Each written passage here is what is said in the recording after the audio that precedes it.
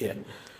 Baik, jadi yang paling mendasar adalah ketika kita ingin mempraktekkan bagaimana menelaah Al-Quran. Memang idealnya itu kita punya guru, ada guru. Belajar Al-Quran itu ada gurunya. Dan itu sebetulnya sunnah turun-temurun. Ya dari dulu, ya dari zaman Rasul, Rasul punya murid sahabat, sahabat punya murid tabi'in, tabi'in punya murid tabi'ut tabi'in, dan seterusnya.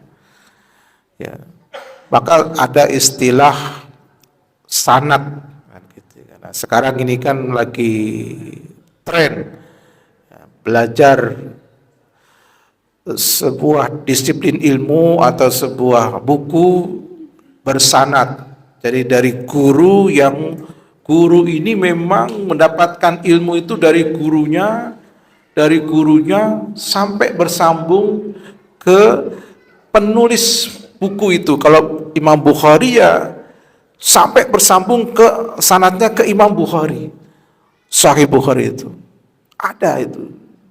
Ya kalau di Timur Tengah itu banyak seperti itu. Tapi di Indonesia pun juga sudah banyak ya, orang yang belajar Sahih Bukhari yang ustadznya itu dia punya sanad yang bersambung kepada Imam Al-Bukhari. Ya. Meskipun tetap yang namanya pemahaman itu juga sifatnya subjektif. Kan gitu. Jadi tidak otomatis kalau berguru dengan seorang guru yang bersanad, ilmunya pasti lebih benar dibandingkan guru yang lain yang tidak bersanad. Jadi nggak ada jaminan kalau bersatu pasti benarnya, karena ya ilmu itu kan subjektif, tergantung bagaimana dia memahami, dan kadang-kadang juga murid banyak berbeda dengan guru kan gitu ya. Sehingga apa yang dikatakan guru kita itu belum tentu itu yang dikatakan gurunya guru kita kan gitu. Ya kayak Imam Ahmad belajar dengan Imam Syafi'i, tapi tidak semua pendapat Imam Syafi'i beliau pakai kan gitu. Akhirnya beliau punya madhab sendiri kan, Ahmad, madhab Hambali kan gitu. Jadi artinya kalau kita memang tidak bisa menelaah sendiri, memang idealnya telaah Al-Quran itu langsung dengan guru. Meskipun memang ini akan memerlukan waktu yang sangat panjang. Ya kan ngaji, namanya ngaji. Satu pertemuan, satu ayat berarti khatam itu perlu 6.236 pertemuan. Kalau pertemuannya satu ayat satu hari ya perlu 6.000 hari. 6.000 hari itu berapa tahun? 20 tahun. Hampir 20 tahun kan. Setahun 360 hari. Ya. Setahun itu belajar baru surat Al-Baqarah 286 ya ditambah 100 ayat kurang sedikit dari surat Ali Imran kan. Itu dengan satu hari satu ayat. Pada yang namanya taklim itu kadang-kadang seminggu sekali. Ada yang tafsir sebulan sekali karena materinya banyak. Minggu pertama akidah, minggu ini hadis, tafsirnya cuma sekali. Nah kalau sekali sebulan yang dipelajari satu ayat, berapa umur kita belum, nggak cukup itu, kita sudah meninggalkan, kita belum belajar. Tapi ala kulli hal, ikhtiar untuk memahami ini tetap harus dilakukan sesuai dengan kemampuan. Ikhtiar, apakah dengan membaca terjemah atau dengan menghadiri majelis-majelis ilmu. Kemudian terkait dengan madhab, apakah harus bermadhab? Ya tentu tidak harus. Justru kalau bermadhab ini membuat seseorang fanatik dengan madhabnya dan tidak mau menerima madhab lain, padahal bisa jadi dalil yang lebih kuat itu ada pada madhab yang lain, akhirnya kan dia menjadi ibadah bukan dibangun di atas dalil tapi di atas perkataan manusia. Padahal ketika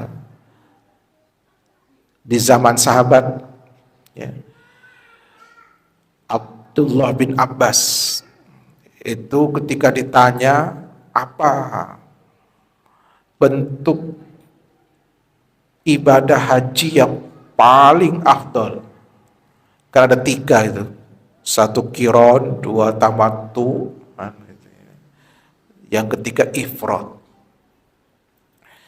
Ya, ditanya. Rasul SAW menjelaskan bahwa haji yang paling baik itu adalah tamattu. Jadi berangkat umrah dulu, baru kemudian nanti pada saatnya adalah haji. Orang-orang yang ditanya ini mengatakan, kata Umar, kata Abu Bakar yang baik itu ifrad. Dijelaskan oleh Ibnu Abbas bahwa yang paling baik itu tamattu. Enggak, yang paling baik itu ifrad, kata Abu Bakar. Jadi enggak ketemu kan gitu. Akhirnya kata Ibnu Abbas, yushiku an yanzila alaikum hijaratun minas sama. Aku khawatir Allah akan turunkan hujan batu atas kalian ini dari langit. Karena aku katakan Rasul berkata demikian, kalian bandingkan dengan perkataan Abu Bakar dan Umar. Artinya ketika sudah ada hadis, pendapat yang lain itu harus ditinggalkan. Itu prinsipnya kan gitu. Makanya Imam Syafi'i sendiri begitu. Idza sahhal hadis fahuwa madhhabi. Kalau ada hadis yang sahih, itulah madhab saya. Idza kana qauli yukhalifu qaula Rasulillah fadridu qauli abral haid. Kalau ada ucapanku yang menyelisihi ucapan Rasul, ambil ucapan Rasul, buang jauh-jauh pendapatku.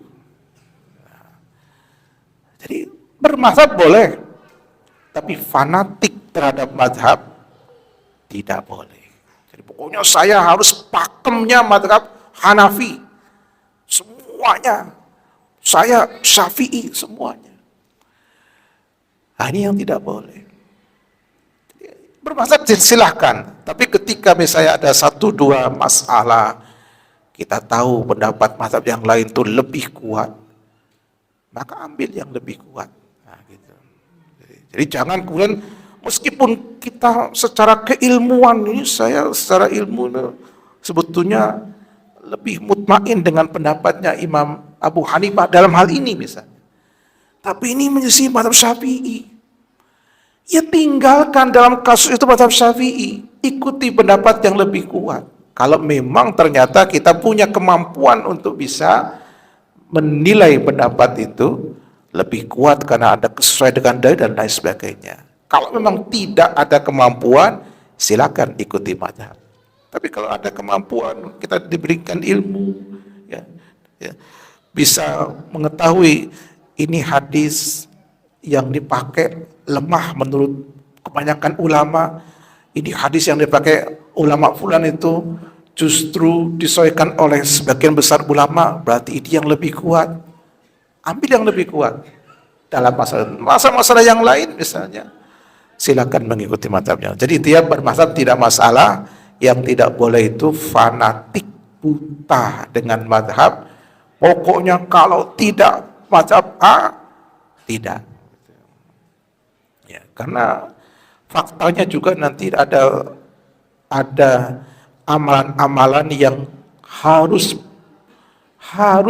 berbeda mazhab dengan yang diyakini oleh umumnya umat Islam ini, mazhab Syafi'i. Misalnya, mazhab Syafi'i itu kalau laki-laki dan wanita bersentuhan batal, Pak.